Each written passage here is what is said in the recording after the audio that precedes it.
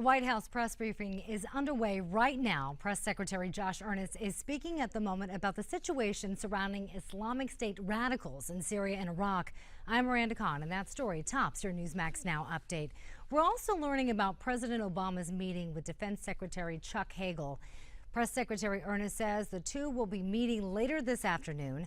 Obama will meet with Haig to get an update on the latest series of airstrikes launched against ISIS in Iraq, as well as an update on ISIS in Syria. Hagel says he's working with the president to pursue long-term strategies to combat the al-Qaeda-inspired extremist. Meanwhile, Chairman of the Joint Chiefs of Staff, General Martin Dempsey, says the U.S. will act if the Islamic terrorists become a direct threat to America. However, General Dempsey said last night that he believes ISIS is still more of a regional threat. He adds that there are no confirmed plans of attacks on U.S. or European soil at this time.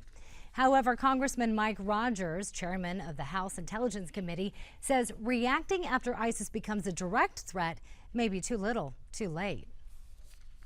They are one plane ticket away from U.S. shores. One of the problems is it's gone unabated for nearly 2 years. Rogers added that a failure to stop the Islamic radicals has encouraged people from Europe, especially England, to join the fight. Attorneys for Rick Perry want a judge to dismiss the charges against a Republican governor. Prosecutor accused Perry of abusing his veto power. Perry's attorneys say the charges are too vague. Perry cut off more than $7 million in funds to a unit which prosecutes public corruption in Texas. This after the unit's leader was arrested for drunk driving and then refused to resign.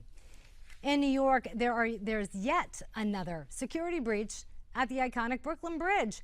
A 24-year-old Russian man, check it out, climbed to the top of the bridge yesterday afternoon. Police arrested the Manhattan resident and charged him with reckless endangerment, criminal trespass, and other charges. This is the second security breach on the Brooklyn Bridge in less than a month. And on Wall Street, the S&P 500 now tops 2,000 points for the first time in history. The Dow Jones and Nasdaq also opened higher this morning. In Kyiv, officials say Russian tanks and armored vehicles are crossing into Ukraine today. A spokesperson for Ukraine's National Security Council says the Russian vehicles are bearing pro-separatist flags, and a nearby town was allegedly bombed last night by Russia. Vladimir Putin and the Ukrainian president are scheduled to meet tomorrow. I'm Miranda. That was your latest Newsmax Now update. More coming your way in about 30 minutes.